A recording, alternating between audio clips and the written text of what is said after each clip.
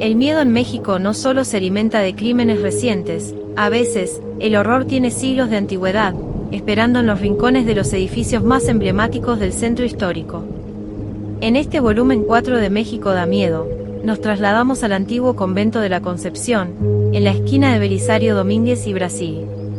Allí, entre muros de piedra y pasillos fríos, habita el espíritu de María Gil, una mujer cuya tragedia amorosa la encadenó a este mundo para siempre, convirtiéndola en una de las apariciones más constantes y aterradoras de la capital.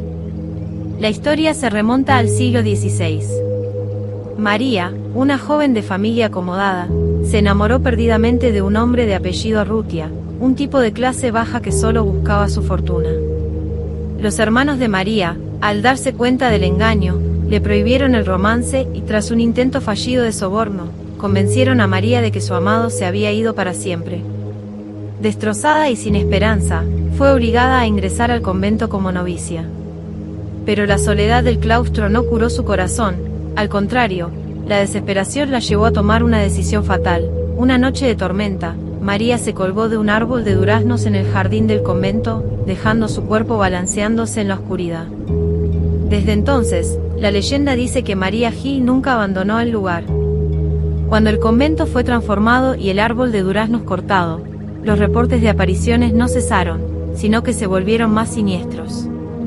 Testigos afirman haber visto la silueta de una monja flotando por los pasillos, con el rostro oculto por el velo y un rosario que tintinea contra el suelo. Pero lo más aterrador ocurre cerca de donde estaba el antiguo jardín. Hay quienes aseguran haber sentido una presión asfixiante en el cuello, como si una soga invisible intentara arrastrarlos hacia el mismo destino que María. María Gil no nació para ser monja, nació para la libertad de la alta sociedad de la Nueva España en el siglo XVI. Era la hija menor de una familia de linaje y prestigio, conocida por su belleza y sobre todo, por su inmensa dote.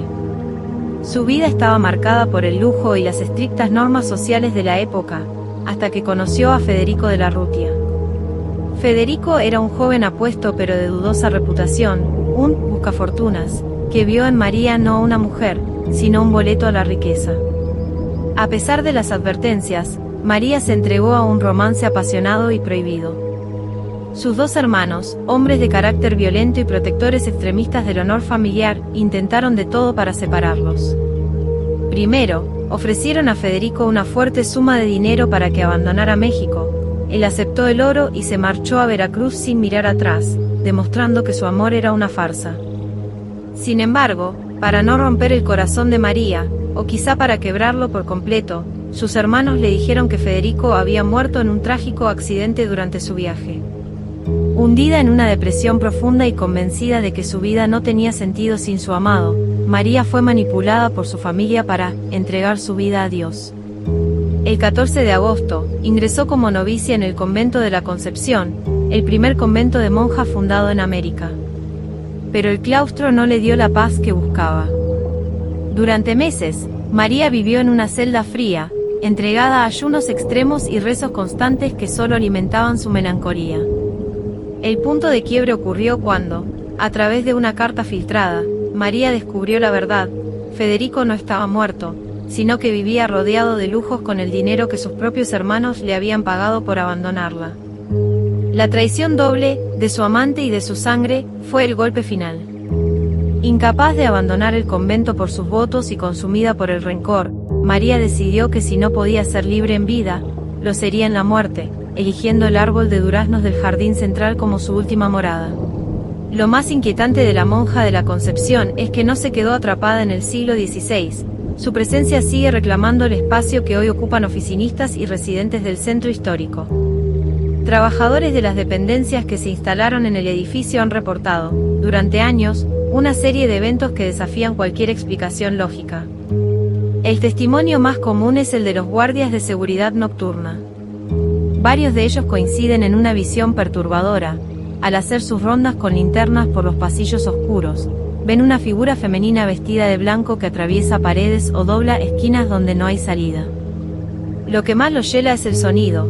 No son gritos, sino un susurro constante en latín y el roce de una tela pesada contra el piso de cantera, como si alguien arrastrara un hábito antiguo. Pero el fenómeno más aterrador ocurre en el patio donde alguna vez estuvo el árbol de duraznos. Empleados de limpieza aseguran que, en las tardes nubladas, se puede ver la sombra de un cuerpo balanceándose proyectada contra las paredes del claustro, aunque no haya nada físico que proyecte esa silueta.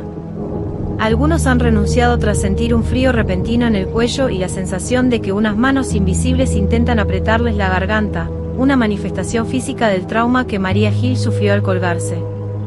Incluso en las oficinas modernas, las computadoras se encienden solas mostrando textos incoherentes y los elevadores se detienen sin razón en los pisos más antiguos, dejando a los pasajeros en una oscuridad total donde solo se escucha un rosario tintinear. El árbol de duraznos del jardín central no fue solo el instrumento del final de María Gil, sino que se convirtió en el epicentro de una maldición que duró décadas. Según las crónicas del convento, tras el hallazgo del cuerpo de la novicia, el árbol comenzó a comportarse de manera extraña. A pesar de ser un ejemplar joven y fuerte, sus hojas se tornaron de un color gris cenizo y sus frutos, que antes eran dulces, comenzaron a brotar con un sabor amargo, casi metálico, que las demás monjas describían como el sabor de la sangre. La leyenda cuenta que ninguna hermana del convento se atrevía a pasar cerca del árbol después de las 6 de la tarde, pues decían que el viento al chocar con las ramas secas no siseaba, sino que articulaba el nombre de Federico, el hombre que la traicionó.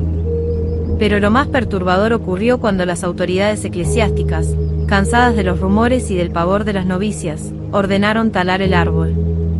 Se dice que cuando el hacha golpeó el tronco, de la madera no brotó savia, sino un líquido espeso y rojizo que manchó la tierra del jardín. Incluso después de que el árbol fue arrancado de raíz y el jardín fue pavimentado para los nuevos usos del edificio, la maldición no desapareció. Los arquitectos que han trabajado en las remodelaciones del sitio reportan un fenómeno inexplicable, la mancha de la sombra. En el punto exacto donde estuvo el árbol de duraznos, la temperatura siempre es varios grados más baja y la luz parece ser absorbida por el suelo. Se dice que si alguien se queda parado en ese lugar durante el tiempo suficiente, empieza a sentir una fatiga extrema y una tristeza profunda, como si la tierra aún conservara el último aliento de desesperación de María. Nada verde ha vuelto a crecer en ese punto específico, cualquier planta que se coloque allí muere en cuestión de días, recordándonos que hay tragedias que dejan una marca que ni el cemento ni el tiempo pueden borrar. Para entender la magnitud de esta leyenda, debemos comprender el contexto del convento de la Concepción. Fundado en 1540, fue el primer convento de monjas en la Nueva España. En el siglo XVI, los conventos no eran solo centros de fe, sino prisiones de lujo para las hijas de familias ricas que no lograban casarse o cuyas familias querían asegurar el honor y la dote. Desde un punto de vista histórico, el caso de María Gil refleja una realidad social brutal, el poder absoluto de los hermanos sobre las mujeres de la familia. La arquitectura misma del lugar, con sus muros de más de 1 metro de espesor y ventanas estrechas, estaba diseñada para el aislamiento total. Historiadores y expertos en fenómenos paranormales sugieren que el fantasma de la monja es lo que se conoce como una impregnación residual.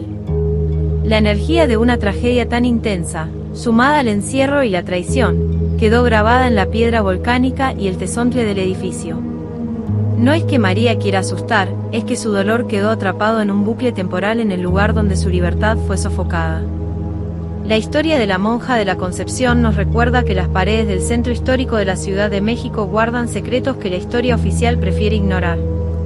María Gil no fue solo una leyenda, fue una víctima de su tiempo, una mujer cuya única salida fue un árbol de duraznos que hoy, aunque ya no existe físicamente, sigue proyectando su sombra sobre nosotros.